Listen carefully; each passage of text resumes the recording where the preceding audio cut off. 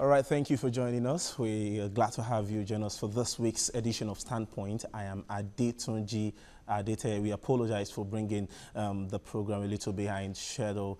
Just a few days ago, precisely on Wednesday, the chairman of the Senate Committee on Appropriation, Senator Danjuma Goje, raised an alarm on an alleged invasion of his house by the police. He claimed that the invaders carted away some files and documents containing the proposed 2017 budget, and that means Nigerians would have to wait a little longer before the Senate can finally approve the budget. But the issue seems to be a little beyond that, so let's break it down one after the other, and also don't forget that we'll be having discussions on that very topic.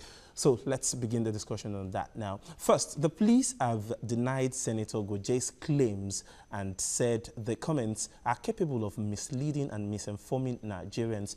Shortly after that, they returned the items, but not before the Red Chamber had summoned the Inspector General of Police. The police insist it obtained a search warrant from a court of competent jurisdiction, so there are questions left unanswered. One of the questions is, have the police done anything wrong for searching the house of a former two-time governor, Senator Danjuma Goje? Did the police indeed go with documents containing the budget? If yes, is Goje the only one with a copy of the document or with a copy of the budget? Is the Senate looking for a cover-up to extend the almost 3 months delay on the passage of the budget? Or is this another move to stop the security agencies from carrying out orders that could affect its members, especially now that the whistleblowing policy is hitting at everyone? And those are indeed questions begging for answers, and we can probably draw inference from the points made by Senator Goje himself, the Senate President Bukola Saraki, and even some lawmakers in the House of Representatives who have been reacting to this story. So let's listen to them briefly. We plan to bring this budget yesterday, to get it passed today, to send it to Mr. President by tomorrow or next tomorrow for his accent. Yes. But the process was truncated by the invasion of my house, whereby 18 files, a laptop, were carted away to nowhere. I don't know, whether to the police headquarters. I don't know. It's still with the police. The police are saying that it is something to do with whistleblower. If it is to do with whistleblower, then and that the whistleblower misled them. If somebody has given you wrong information, tell the public what you are doing with that person. If a former governor for 2 terms, a distinguished senator of the Federal Republic of Nigeria, the chairman of Appropriations Committee in the Senate, can be so treated, then where is the fate of ordinary people in this country? All Nigerians cannot be treated like criminals. We are all innocent until so proven, until proven to be guilty. All right, there you have it. That's the position of the lawmakers. Don't forget that before now, Senator Kabiru Gaya, who claims to, who chairs the Senate Committee on Works, had said that the introduction of new projects by the executive was one of the reasons for the delay in the passage of the budget. We'll definitely talk about all that and many more with my guest analyst. I'll introduce my analyst to you shortly after this break. Please stay with us. All right, thanks for staying with us, and you're still watching Standpoint on TVC. Now I'm joined by the former Speaker of the Lagos State House of Assembly, Right Honorable Adeyemi Okoforije. Former Speaker, it's good to have you here. Thank you very much. Yes, let's set the ball rolling. You watched the report or the background that I gave when we started the program about the delays, the delay in the passage of the budget by the National Assembly and Senator Danjuma Goje's claim about the police cutting away the documents when they searched his house on Wednesday. So is it right at this time for Nigerians to believe that, okay, it's only the chairman of the Senate Appropriation Committee that has the document, and so if the police had indeed taken away the document, then Nigerians should not expect the budgets to be passed by the National Assembly immediately? Well, thank you very much. Let's start this way. When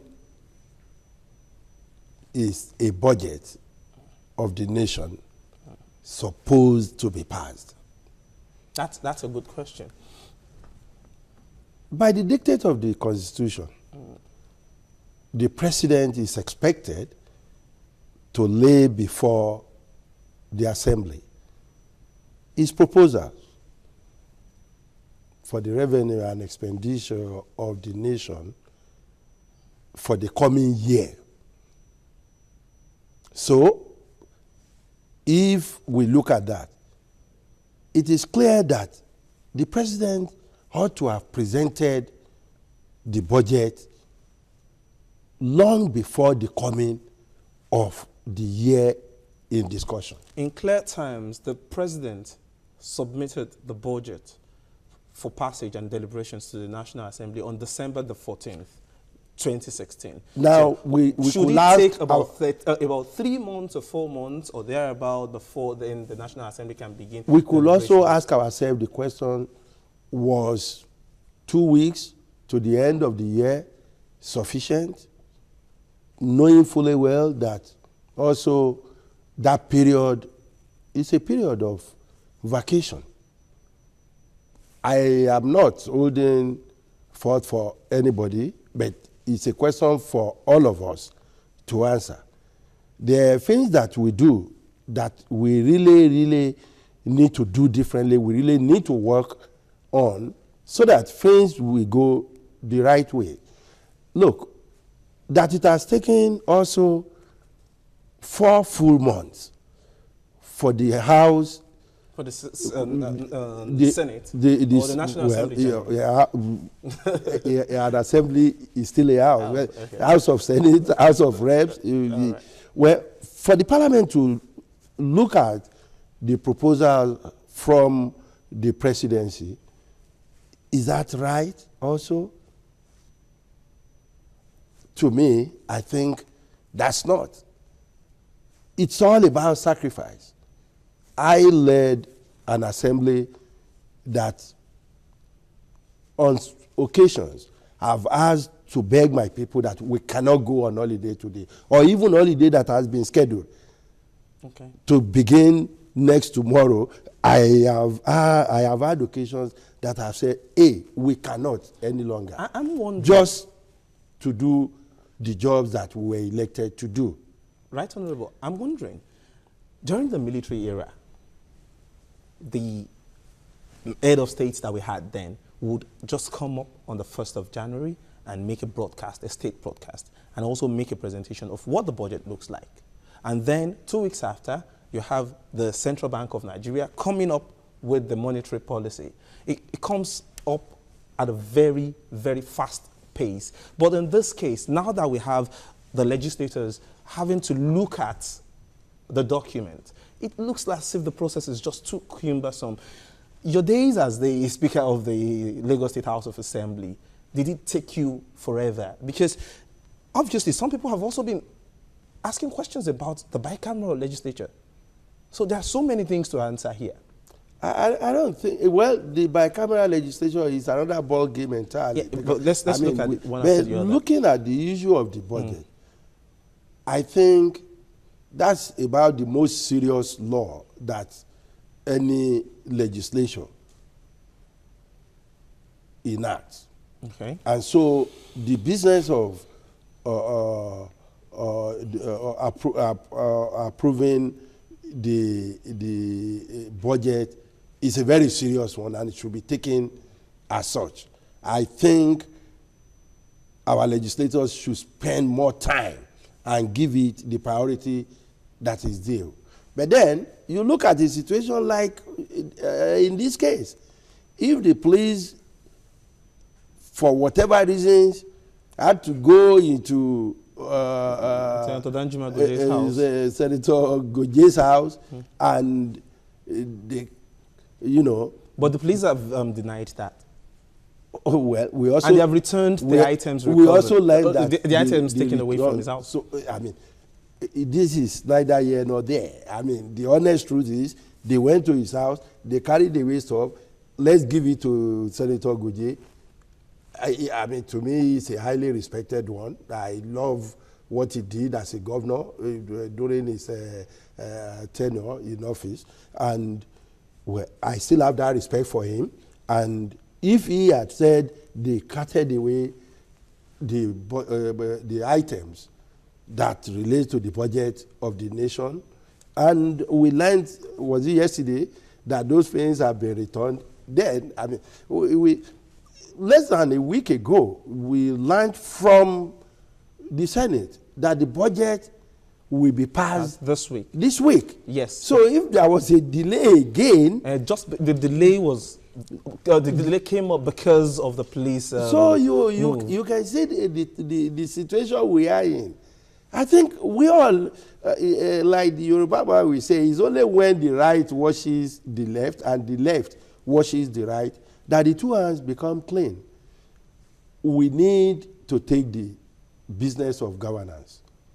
Don't you think the business of the people don't you more think, serious don't you think, than we have been doing? Don't you think the comments or the accusation made by Senator Guje could be diversionary? Probably another move to slow down the passage of that budget. But like we had the 2016 budget, which was trailed by several controversies, padding, and all sorts. Don't also forget that at a point in time, we understand that the federal executive introduced some elements into the 2017 budget, and that probably also slowed down the passage. Look, if the police did not give him, let's assume that, yeah, it's diversionary. But if they didn't give him the opportunity for that diversion, we wouldn't have this diversionary whatever. So, like I was saying, I think it's the business of all of us. We need to put a little bit more seriousness into the business of governance and the way we relate. Honestly, the constitution that separates the three powers did not say they should just go on their own. There is the separation, the independence within an interdependence relationship. So the legislature cannot stand all by itself. The executive should not see itself as the Lord unto others, and the judiciary should not just sit back and say it's none of my business. I think the three arms should learn to work together. We have seen talking about relationship, which you just mentioned now, it's very important, and so many Nigerians have been talking about the issues between the legislature, the National Assembly, especially the Senate, and then the presidency. In your own view, do you think the relationship is cordial so far?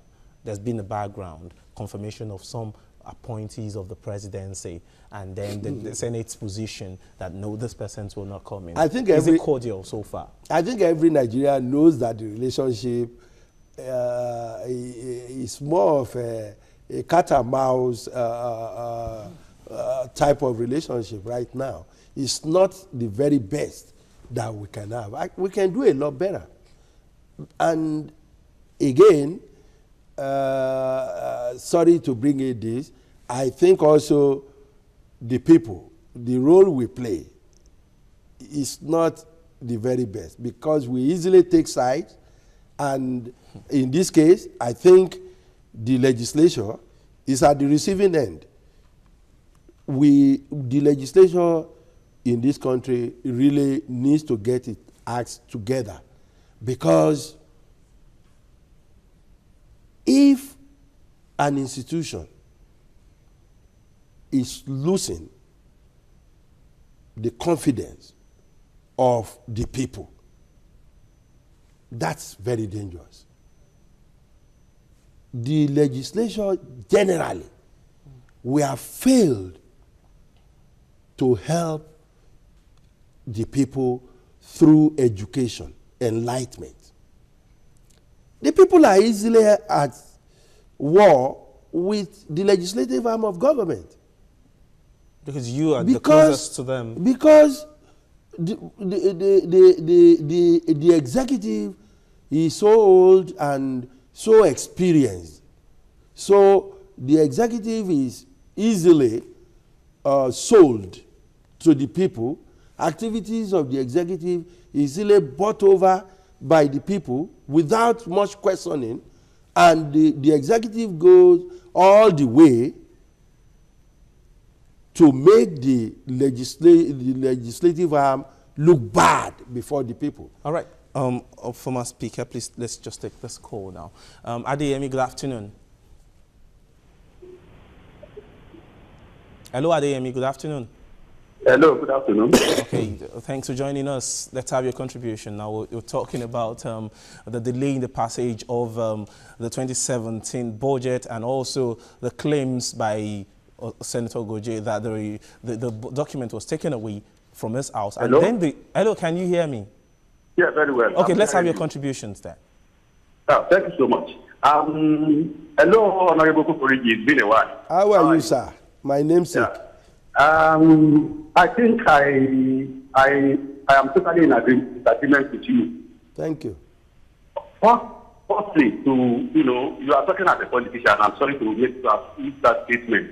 Everybody knows that most of the people who have been as governor, and I'm saying this with all seriousness, outside of Nigerian society, outside of this class, you have studied abroad. You studied in Romania and all other places. At the time you were in Romania, I was in Italy as a scholarship student. Now, you know most of the things that our governors have done, especially in the time past, between 1999 and 2011, quite a good number of them would have been in prison. In other clients,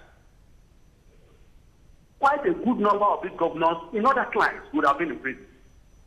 They have made nonsense of our wealth, they made nonsense of our common patrimony, they did all kinds of things. You understand? So, if we have whistleblowers and, policy in place now,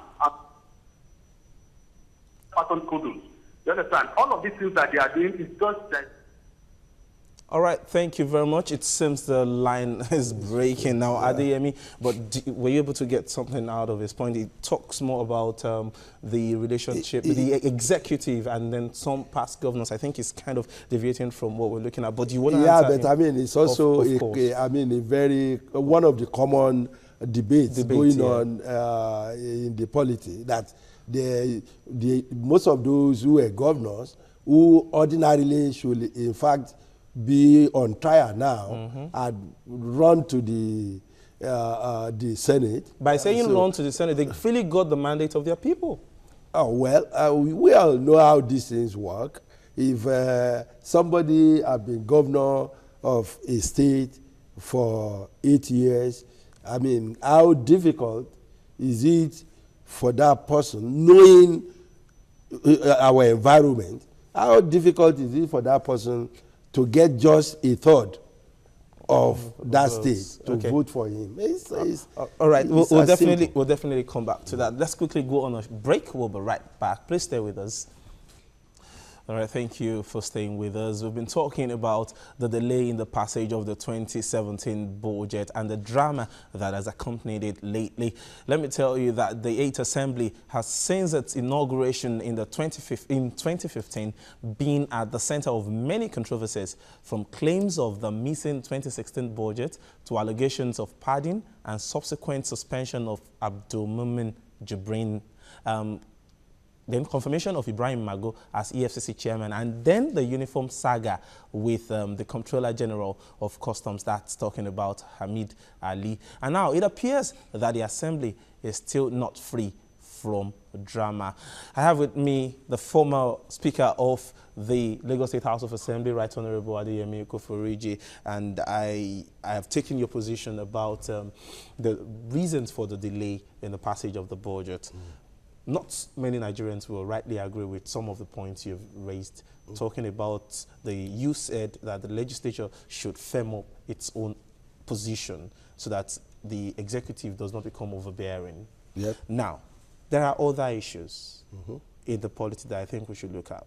How do you foster a good working relationship between the legislature and the executive so that critical decisions that will help the economy grow will get quick implementation. For instance, at the beginning of the program, we listened to the Senate President. He talked about the whistle-blowing policy. Now, how can we ensure that that the synergy between the executive and the legislature is so firm to the extent that all policies, all ideas of the government are fast-tracked? Look, taking a cue from you being a former Speaker of the Lagos State House of Assembly, you served for 10 years. I hope I got that right. That's right. Yeah. So how was it very easy for you to get that done? No, nothing comes easy in a democratic setting, because you don't have the power of hire and fire amongst your colleagues. So you need to persuade them. But honestly, in the parliament, the leader of the parliament or the leadership plays very major role in getting things straightened out. In my 10 years, both the first two with Governor Bola Ahmed Tinubu then in office, and the last 8 with Governor Babatunde Fashola. Yeah, it was a question of give and take. And as a person, I felt the business of the people is so germane, so important that we cannot, for any personal reasons, delay in delivering to the people. So I will tell you right now that, though I had so much respect for my first governor, Bola Ahmed Tinubu, as a leader, as everything, but the very day I became Speaker of the House, I saw him more as a colleague and a partner in progress than the Baba, the Egbon, or the Oga that I didn't see that superiority between us throughout those 2 years. Of course, today, and in fact, immediately after he left office, I can go to his house, I can prostrate for him as a Yoruba man. He's a father, he's a senior brother, I can do anything with him. But as the Speaker of the House, I didn't see him as somebody that I will bow before. No, in fact, he's the one supposed to bow whenever he's in yes, the when house he comes to the house, he must bow before me. I held that strongly, but more importantly, the business of the people. There was no time that we allowed our selfish personal interest to ever take a priority before the people. Look at the bill, the law of the House, which gave us the self-accounting. That law was passed when Senator Mamura was Speaker of the House. But he as the governor, signed the bill to law because he knew very well that was what was right for our democratic development. But at the same time, he was conscious of the fact that the state did not have the money. We did not have the financial backing for that law. So, both the governor and the Speaker of the House came together. They agreed, okay, the law is there now. We will do our very best to observe this, but we all know we don't have the money. So for now, we cannot execute this law to the letter. Let's do it this way and this way. And that was what we were doing until about 2010, when we felt the state was sufficiently buoyant financially to get the law executed 100%. And then we held Governor Fashola to it, that it is time to execute. Yes, we had little controversy, we push here, push there, but eventually we got it into place. And that's what is going on in Lagos till this moment. All right. Many Nigerians have said that for you to have positive gains in the present dispensation, there has to be a good working relationship between the executive and the legislature. Exactly. Now, let's look at some of the policies in place here. For instance, or I better just take your position on the whistleblowing policy first. The whistleblowing policy is a very beautiful one, and ordinarily we have seen the effect of that policy to some extent. But believe you me, this environment, it isn't just as straightforward. Who are the ones to blow the whistle? And for what purpose will they be blowing the whistle? Ordinarily, if we are friends and we are in an environment like the United States, we have a business together, if we don't agree on things, it doesn't matter. We can go to court to settle our differences, or for the court to come into it and say, okay, this is right, this is wrong. And that may not jeopardize our friendship. But where I come from, when you go to court to settle anything, you cannot come back to become friends, to be good friends. It's no more possible. This environment and our beliefs, our traditions, our culture make a lot of things difficult. So are you saying that you are not in support, you don't agree with the dictates or the position of the whistleblowing I agree policy? with it, but okay. There is the letter, there is the spirit. We can make even policies, but the enabling environment must also. What kind of enabling environments are you expecting to see? It will be so difficult. I told there was a meeting of, organized by CACO the other day, and I was there. The EFCC representatives and so on were there. And the EFCC director of legal actually mentioned something like, we know Nigerians want us to perform,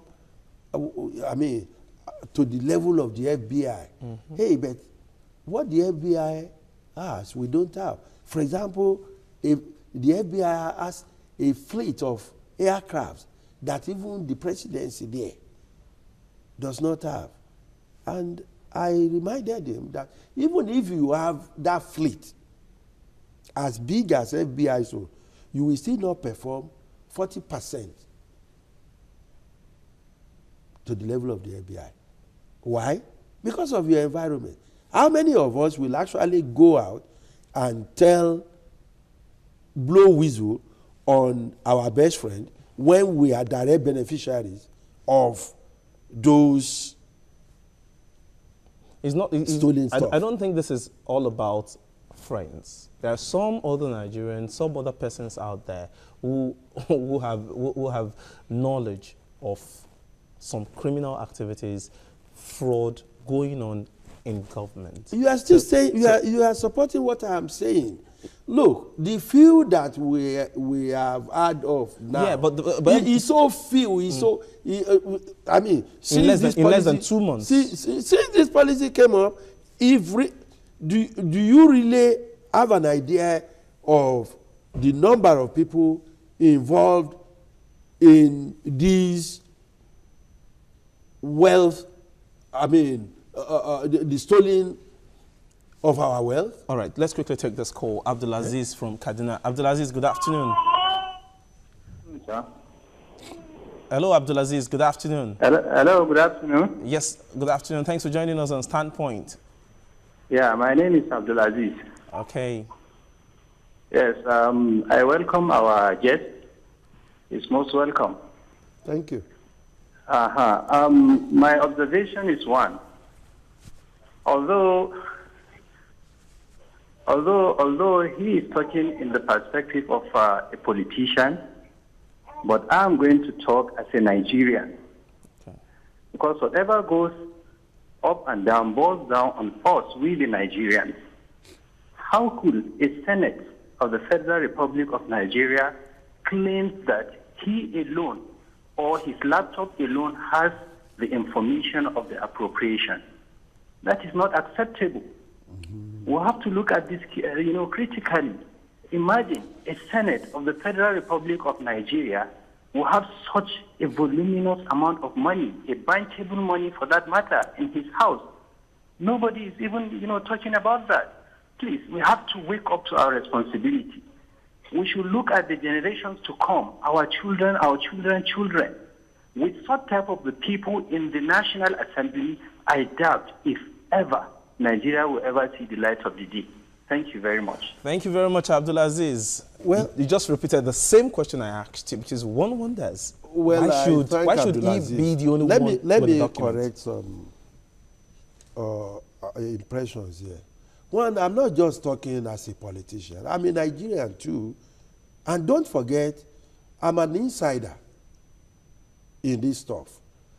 Not an insider in the business of the Senate. Thanks for clarifying that. But you know that I have an idea of how this thing works. The chairman of the appropriation committee of any legislative house has more documents at his disposal than even the head of that house.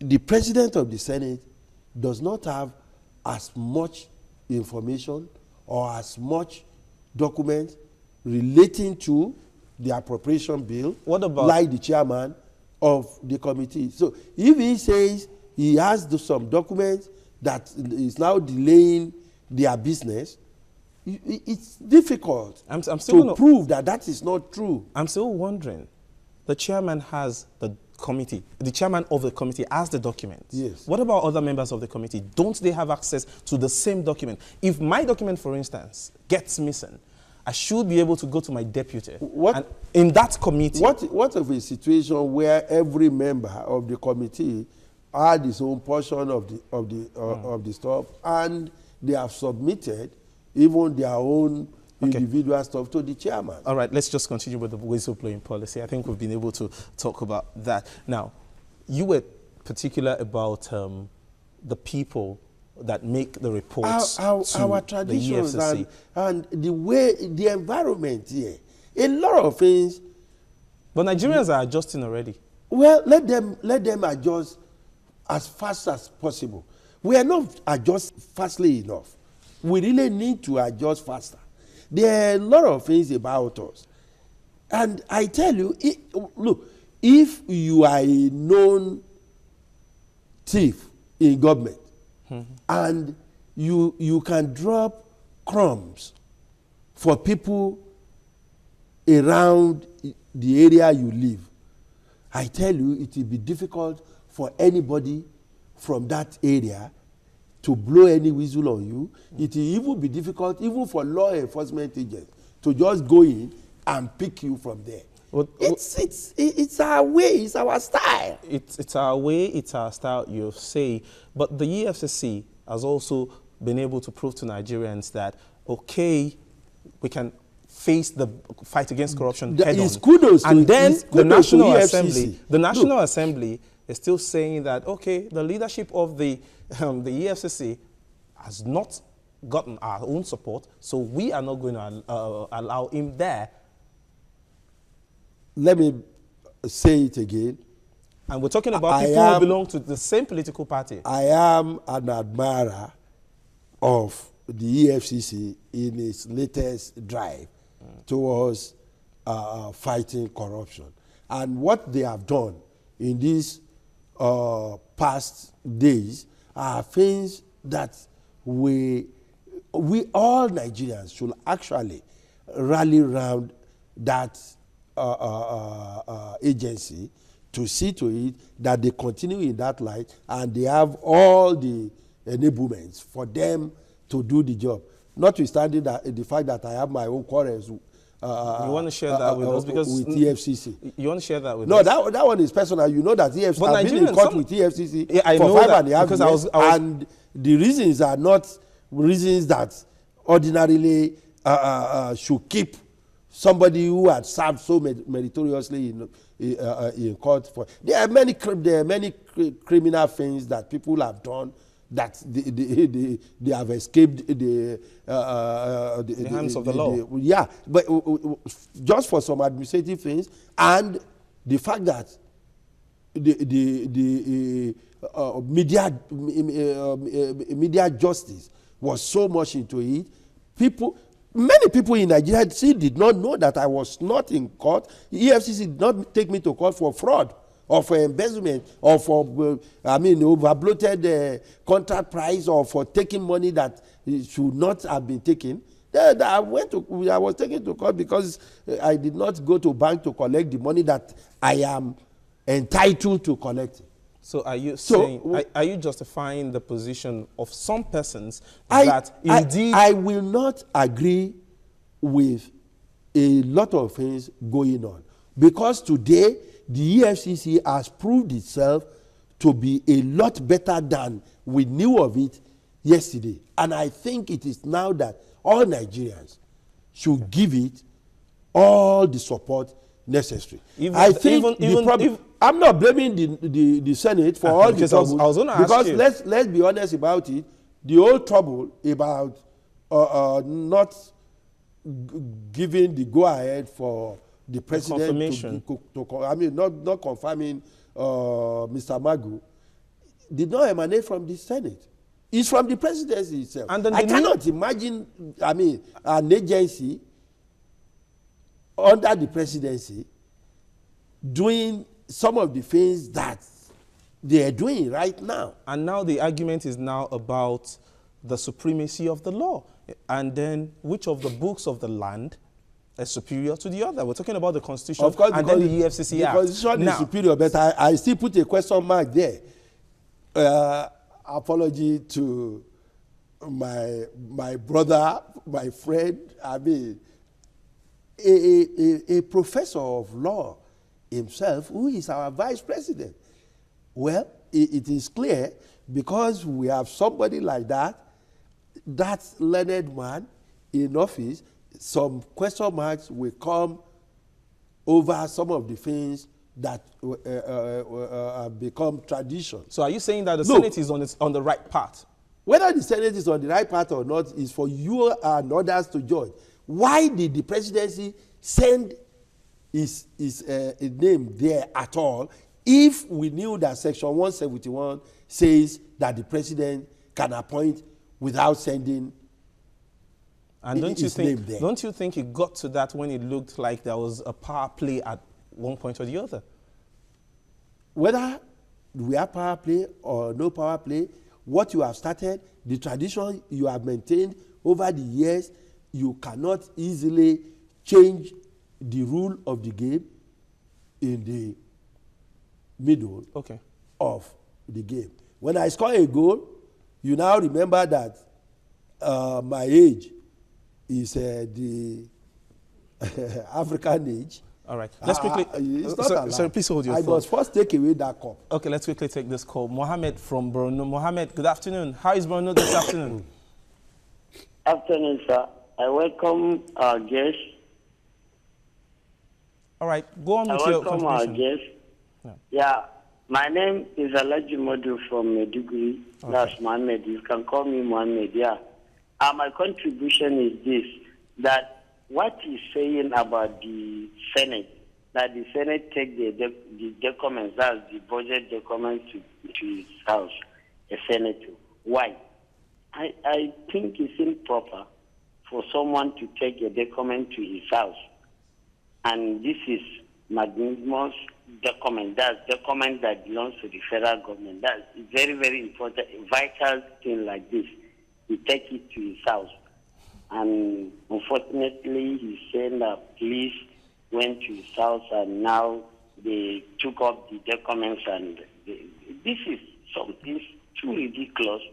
I think, if I may say, a good and reasonable person like Goji, people are saying he's very good. He established a good discipline in his hometown, that's in Gombe. And so, but what I'm trying to say, sir, is that like I'm seeing you're supporting the senator. All right, thank you very much, Alhaji Modu. Thank you very much. Alhaji Modu, I mean, I appreciate his concern, but this issue of his government document is not government document. We should be clear about it. But it's the real thing. It's a document belonging to the government of the Federation. Because the document is and you know how sensitive it is. Does not stop the chairman of appropriation committee to work on those documents even from his house. Okay. I know that in Lagos, when I was speaker, I had made it mandatory on the appropriation committee to actually come up with their findings and their recommendations within some short period, which will have warranted members of the committee, chairman or others, to actually go home and continue with the work. I hope that answers Alhaji Modu's question and concern. But there's another issue. As a former speaker of the Lagos State House of Assembly, one wonders if indeed the budget of the legislative arm of government can be made public, transparent. The National Assembly has been faced with this very issue. At your own time, did you make it public? Why is the National Assembly finding it difficult to make their budget public? Yeah, I think, like I said earlier, it's one of the problems that we are faced with right now. It is wrong for the parliament to be caught in this controversy of hiding anything. The parliament should be the place that is open, that people have access to. In fact, the only reason why many times I may be found on the side of protecting the parliament is because I know that the people are closer to the parliament. The people should have more access to their representatives.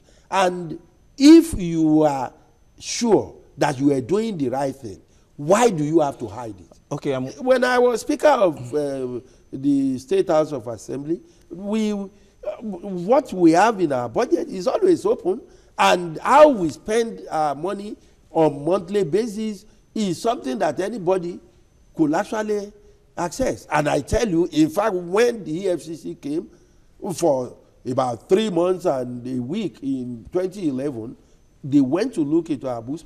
One of the things that some of them actually said was that they have not seen a government department with such a clean accounting system like the Lagos State House of Assembly.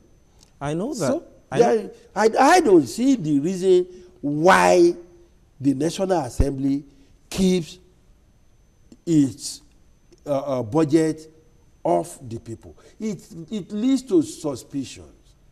And you look at it, what is the percentage of the National Assembly budget to the budget of the nation, or even to the budget of the executive arm of government? Okay, I'm wondering, is the 8th Assembly helping the presidency or the present government of the Federation to actualize its change mantra? In your own view, I don't think there is enough love and I don't think the cordiality of the relationship is what it should be. No, it isn't. What's responsible for that? You are a key player in Lagos, and I remember that you probably played a big role or saw the actions being played out when other political parties came together to form the All Progressives Congress. What went wrong, and why is that synergy not working at this time? My brother, the old saying is, it takes two to tango. It is not to be blamed solely on the National Assembly and not solely on the executive arm. But I like one thing that I learned of some days ago, that the president has inaugurated a committee to actually work on the intergovernmental relationship between the presidency or the executive arm and the legislative arm. This is very, very important. I mean, there must be continuous dialogue between the parliament and the executive arm. There is no way the executive arm can get its jobs done properly and efficiently without total cooperation of the legislative arm. Look at what is happening in the US. Donald Trump felt he can just get anything done, and by fiat orders, executive orders, things will be. I'm happy. He's just 100 days in office today. But many of the things he thought he can just do with a wave of hand, and in fact he confessed, I think a day or two ago, that he never knew that the business is going to be as difficult as he has found it. All right. That is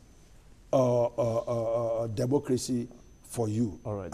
That's a good position that you've taken there. Just before I let you go, 10 years you were Speaker of the Lagos State House of Assembly. Glory be to God. And today you have your own time to yourself. You're probably still going to serve the people. That I don't know. But how does it feel staying out of office? Some of the laws that were made during your days as the Speaker, do you enjoy seeing them being implemented? What's the situation of things? How do you rate the situation of things? Looking at the house that you left behind and what is happening right now. Let me be very honest about this. I'm a very happy man. The last 2 years out of office have made me even happier than I ever thought. Okay. The laws of Lagos State, if you compile them today, perhaps 2/3 or thereabout of those laws were laws passed under me as the Speaker of the House. Thank you and they were outstanding. They are things that have made Lagos great as it is today. Thank you very much, Honorable. Right Honorable Adeyemi Eko-Foreji. Thank you for sharing your time with us. Thank you very much. Thank you so much. Thank you. And that's the show today. Thank you so much for staying with us. Join us for a repeat episode of this broadcast tomorrow.